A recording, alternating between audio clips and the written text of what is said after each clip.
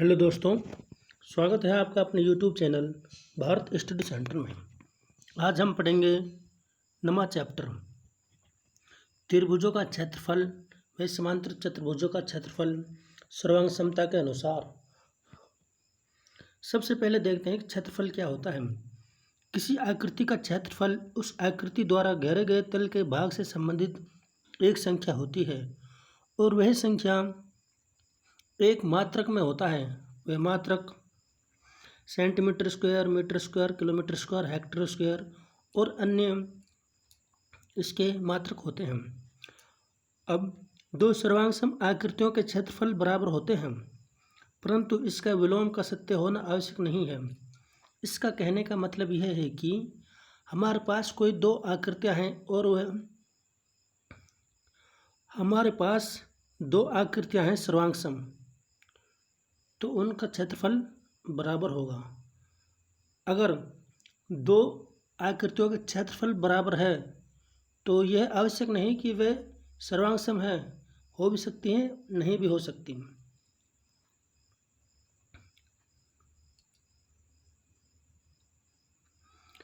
यदि एक आकृति बी द्वारा निर्मित कोई तलीय क्षेत्र किन्हीं दो आकृतियों ए और सी द्वारा निर्मित अनातिव्यापी तलीय क्षेत्रों से मिलकर बना है, तो area of B equal to area of A plus area of C होता है। इस चैप्टर की थ्योरी की पीडीएफ फाइल आप डिस्क्रिप्शन में से डाउनलोड कर सकते हैं। यह चैप्टर बहुत ही आसान है। इसे देखते हैं। दो आकृतियां एक ही आधार और एक ही समांतर रेखाओं के बीच स्थित कही जाती हैं यदि उनमें एक उभयनिष्ठ आधार हो तथा उसके सम्मुख प्रत्येक आकृति के शीर्ष उस आधार के समांतर किसी रेखा पर स्थित हो। जो ये दो आकृतियां हैं एक ही आधार पर स्थित हैं। DC और QR एक ही आधार है इनका। अब ये दो आकृतियां हैं तीसरी और चौथी, एक ही आधार एक ही समांतर रेखाओं के मध्य आकृतियां हैं, जैसे DC और AE, इनके बीच में ये दो आकृतियां हैं। और चौथे में CB और AD के बीच में ये दो आकृतियां हैं।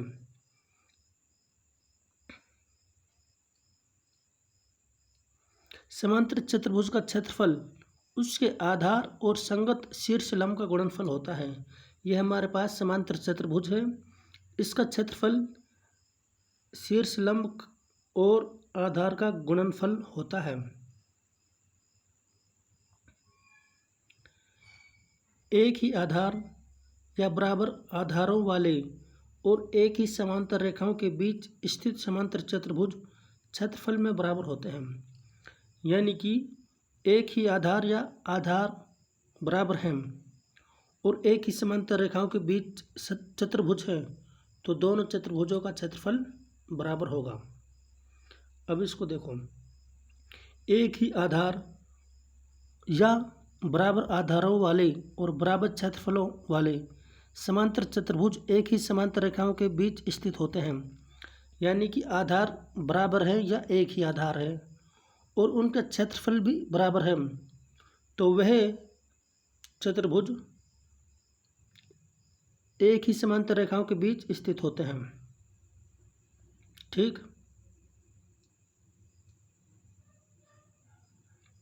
यदि एक त्रिभुज और एक समांतर चतुर्भुज एक ही आधार और एक ही समांतर रेखाओं के बीच स्थित हैं, तो त्रिभुज का क्षेत्रफल समांतर चतुर्भुज के क्षेत्रफल का आधा होता है। जैसे सेम आधार BC क्या है? सेम आधार त्रिभुज ABC और चतुर्भुज ABCD में BC क्या है? सेम आधार है।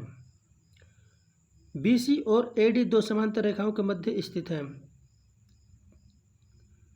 तो एरिया ऑफ ट्रायंगल ABC क्या होता है? हाफ एरिया ऑफ चतुर्भुज ABCD।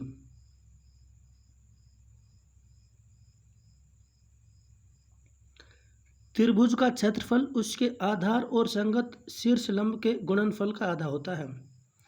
यह हमारे पास त्रिभुज है ABC, तो इसका क्षेत्रफल क्या होगा? शीर्षलंब और आधार का गुणनफल का आधा त्रिभुज का क्षेत्रफल होता है। एक ही आधार या बराबर आधार वाले और बराबर क्षेत्रफलों वाले त्रिभुज एक ही समांतर रेखाओं के मध्य में होते हैं। क्या कह रहा है?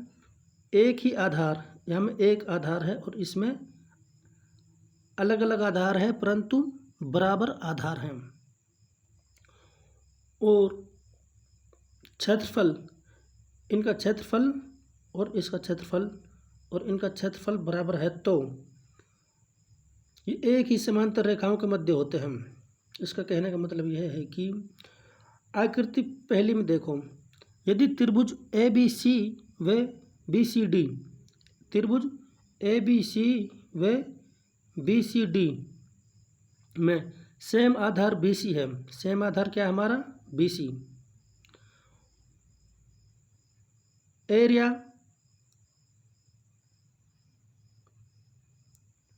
त्रिभुज A B C equal to area त्रिभुज बी सी डी है, सेम आधार है और सेम इनका क्षेत्रफल है, तो दोनों त्रिभुज समांतर रेखा बी सी और ए डी के मध्य में है। तो दोनों त्रिभुज समांतर रेखा बी सी और ए डी के मध्य में है, यानी कि बी सी और ए डी के मध्य में ये दोनों त्रिभुज है, ये त्रिभुज और ये त्रिभुज। ठीक, बहुत ही आसान है।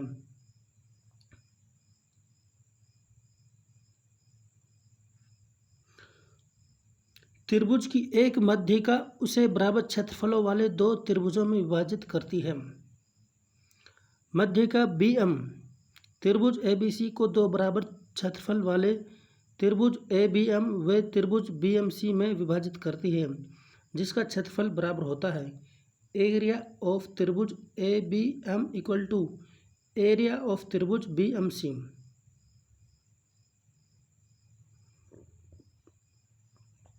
इसकी PDF फाइल आप डिस्क्रिप्शन में से डाउनलोड कर सकते हैं।